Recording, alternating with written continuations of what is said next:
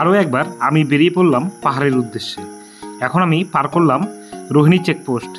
সামনে দেখা যাচ্ছে একটি মোড়, আর মোড়টির সোজা চলে গেলে যাবে দুদিয়া হয়ে মিরিক। আবার আপনি পাঙ্খাবাড়ি হয়ে কার্শিয়াংও যেতে পারবেন। আমি নিয়ে নিলাম ডান দিকের রাস্তা। এই রাস্তাটি হলো রোহিণী রোড। ওই সামনে দেখা যাচ্ছে পাহাড়। এখান থেকে কার্শিয়াংয়ের দূরত্ব প্রায় 15 কিলোমিটার। আমার সামনে একটি আর্মির গাড়ি দেখতে পেলাম। আর্মির গাড়ি আমি আস্তে আস্তে ওভারটেক করে নিলাম, আর সামনেই পড়বে রোহিণী টোল গেট। এটি হলো রোহিণী রাস্তা। এই রাস্তাতে যখনই আপনি যাবেন তখন একটু দেখে শুনে যাবেন, কেননা যখন তখন আপনি হাতির সম্মুখীন হতে পারেন। আর কিছুক্ষণের মধ্যেই আমি পাহাড়ে উঠে যাব। আর এই যে দেখতে পাচ্ছেন রোহিণী টোল গেট এখন আমি পার করব। আর বাইকের জন্য এখানে নেয় আপ অ্যান্ড ডাউন 10 টাকা, আর বড় গাড়ির জন্য নেয় 20 টাকা। তো এখানে আমি 10 টাকা দিয়ে টোল ট্যাক্স দিয়ে আমি আস্তে আস্তে কার্শিয়াং থেকে প্রায় 3 কিলোমিটার দূরে একটি জায়গাতে দাঁড়িয়ে পড়লাম। খুব সুন্দর দেখা যাচ্ছে রাস্তা, খুব সুন্দর একটি পাহাড়ি প্রাকৃতিক পরিবেশ। এই জায়গাটি হলো কার্শিয়াং জিরো পয়েন্ট। এখানেই হিলকা রোডের সাথে রোহিণী রোড মিলিত হয়েছে। ওই সামনে দেখা যাচ্ছে টয় ট্রেন আসছে। ট্রেনটি দার্জিলিং থেকে আসলো এবং কার্শিয়াং পার করে হিলকাট রোড ধরে ট্রেনটি যাচ্ছে শিলিগুড়ি। সপ্তাহে 7 দিনই একটি ট্রেন দার্জিলিং থেকে শিলিগুড়ি এবং শিলিগুড়ি থেকে দার্জিলিং উদ্দেশ্যে রওনা দেয়। আমার এখানে আসার টাইমিংটি বেশ ভালোই ছিল, যার জন্য এখান থেকে আমি টয় ট্রেনটি লক্ষ্য করতে পারলাম। তো দেখতে পাচ্ছেন টয় ট্রেন চলে গেল, আর চারিদিকে পাহাড়, আর ঠিক এইখানেই রোহিণী রাস্তা হিলকা রোডের সাথে মিলিত হয়েছে।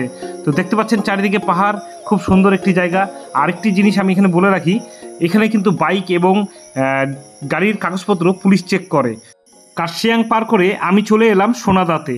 আমার ডান দিকে দেখা যাচ্ছে সোনাদা স্টেশন, আর সোনাদা স্টেশনের আগেই খুব সুন্দর একটি মনস্ট্রি আপনি লক্ষ্য করতে পারবেন। কার্শিয়াং থেকে সোনাদার ডিস্টেন্স প্রায় 15 কিলোমিটার। সোনাদা স্টেশনে আমি একটি স্টিম ইঞ্জিন দেখতে পেলাম। তো দেখতে পাচ্ছেন এই হলো স্টিম ইঞ্জিন।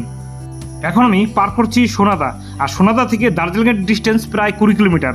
সোনাদা পার করার পর হাতের বাঁ দিকে একটি পেট্রোল পাম্প পড়বে। এই হলো সোনাদার ভারত পেট্রোলিয়ামের সেই পেট্রোল পাম্প। এখান থেকে সোজা যাবে দার্জিলিং। দার্জিলিং এখান থেকে মাত্র 20 কিলোমিটার। আর আমরা নিয়ে নিব পাম্পের পাশ দিয়ে এই রাস্তাটি। এই যে দেখা যাচ্ছে পাম্পের পাশ দিয়ে এই রাস্তাটি সোজা পাহাড়ের নিচের দিকে চলে যাচ্ছে। এই রাস্তা দিয়ে আমরা যাব ইন্দ্রাণী ওয়াটারফলসে। এখান থেকে ইন্দ্রাণী ওয়াটারফলসের ডিস্টেন্স প্রায় 5 কিলোমিটার। ওয়েদার যদি পরিষ্কার থাকে তো আপনি খুব সুন্দর একটি প্রাকৃতিক পরিবেশ এখান থেকে লক্ষ্য করতে পারবেন। আর দেখতে পাচ্ছেন আমরা সোনাদা থেকে আস্তে আস্তে যাচ্ছি ইন্দ্রাণী ওয়াটারফলসের দিকে।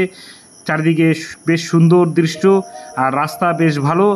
এখান থেকে প্রায় 10 থেকে 15 মিনিট পর আমরা ইন্দ্রাণী ওয়াটারফলসে গিয়ে পৌঁছাবো। আর রাস্তা কিন্তু মোটামুটি ভালোই খারাপ। ওই দেখা যাচ্ছে ইন্দ্রাণী ফলস বা রেনবো ওয়াটারফলস। আমরা সোনাদা থেকে অনেকটাই নিচে নেমে এলাম, আর দেখতে পাচ্ছেন ওই চারিদিকে পাহাড়, সবুজ পাহাড়। আর এখানেই আমরা বাইক পার্ক করব। আর এই যে একটি হোমস্টে এখানে দেখা যাচ্ছে। বেশ কয়েকজন পর্যটক এখানে আসছে।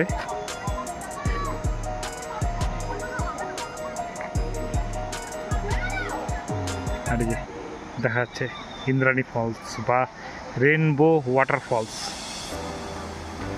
অসাধারণ, খুব সুন্দর লাগছে দেখতে।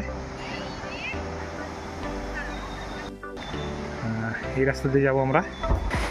উপর থেকে চলে আসছে জলধারা। রেনবো ওয়াটারফলস বা ইন্দ্রাণী ওয়াটারফলসের ঠিক 300 থেকে 400 মিটার আগেই গাড়ির রাস্তা শেষ হয়ে যাবে। ওখানে আপনাকে গাড়ি অথবা বাইক পার্কিং করার পর তারপর আপনাকে হেঁটে হেঁটে যেতে হবে ইন্দ্রাণী ফলসের দিকে। তো দেখতে পাচ্ছেন সামনে একটি বাঁশের সাঁকো, আর এই বাঁশের সাঁকোর নিচ দিয়ে বয়ে চলেছে ছোট্ট একটি পাহাড়ি নদী। খুব সুন্দর একটি পাহাড়ি নদী। বর্ষাকালে এই নদীর জল আরও বেড়ে যায়। যেহেতু এখনও ঠিক মতন বর্ষাকাল আসেনি, তার জন্য নদীতে জলের পরিমাণ খুবই কম।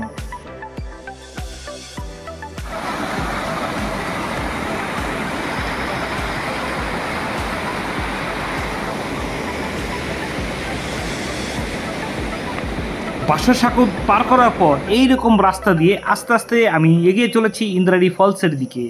এই যে দেখতে পাচ্ছেন এই নদীটি আমি বাঁশসাঁকো দিয়ে পার করলাম।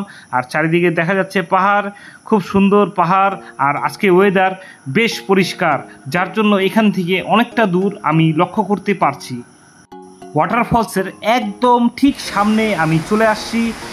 দেখতে পাচ্ছেন ওয়াটারফলস অনেক উঁচু থেকে জল নিচে নেমে আসছে। যেহেতু বর্ষাকালে এখনও ঠিক মতন আসেনি বা সেরকমভাবে পাহাড়ে বৃষ্টিপাত হয়নি, তার জন্য জলের পরিমাণ বেশ কম। বর্ষাকালে এই ফলসটি আরও বড় হয়ে যায়। দার্জিলিং যাওয়ার পথে সোনাদা থেকে প্রায় 5 কিলোমিটার নিচে এত সুন্দর একটি যে ওয়াটারফলস দেখতে পাবো তা আমি কোনোদিনও কল্পনা করতে পারিনি। এখন আমি আছি রেইনবো ওয়াটারফলসে। দেখতে পাচ্ছেন সামনে রেইনবো ওয়াটারফলস, খুব সুন্দর একটি ওয়াটারফলস।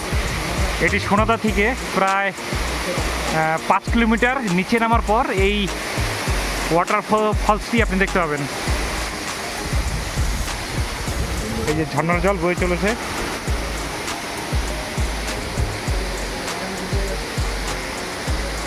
চারিদিকে পাহাড়। ওয়াটারফলসের ঠিক পাশেই এরকম সিঁড়ি লক্ষ্য করতে পেলাম। আর সিঁড়ি বেয়ে আমি ওয়াটারফলসের অনেকটা উপরের দিকে চলে আসছি। আর মনে একটু কৌতূহল জন্মালো যে এই রাস্তাটি সোজা পাহাড়ের উপরে কোন দিকে যাচ্ছে। তো কিছুটা ওঠার পর আমি দেখতে পারলাম প্রচুর জঙ্গল। একটু মনে মনে ভয়ও লাগছিল। সমস্ত ভয় কাটিয়ে আমি আস্তে আস্তে পাহাড়ের উপরে সিঁড়ি বেয়ে উপরে উঠে যাচ্ছিলাম, কিন্তু রাস্তা আর শেষ হচ্ছিল না। সিঁড়ি বেয়ে যতটাই পাহাড়ের উপরে উঠে যাচ্ছি ততই জঙ্গলের পরিমাণ বেড়ে যাচ্ছে। তো আমি আর বেশি সাহস দেখালাম না, কেননা যখন তখন আমাকে জোক বা বিভিন্ন প্রজাতির সাপ আক্রমণ করতে পারে। তার জন্য আমি আস্তে আস্তে নিচের দিকে নেমে আসলাম। নিচে নেমে আমি আবার চলে এলাম ইন্দ্রাণী ফলসের ঠিক সামনে। ইন্দ্রাণী ওয়াটারফলসের সৌন্দর্য আমি উপভোগ করে আবার ফিরে চললাম দার্জিলিংয়ের উদ্দেশ্যে। এই ওয়াটারফলসের মধ্যে রামধনু লক্ষ্য করা যায়, যার জন্য এই ওয়াটারফলসের নাম হয়েছে রেইনবো ওয়াটারফলস। কিন্তু আমি যেদিন গিয়েছিলাম সেদিন আর রামধনু লক্ষ্য করতে পারিনি।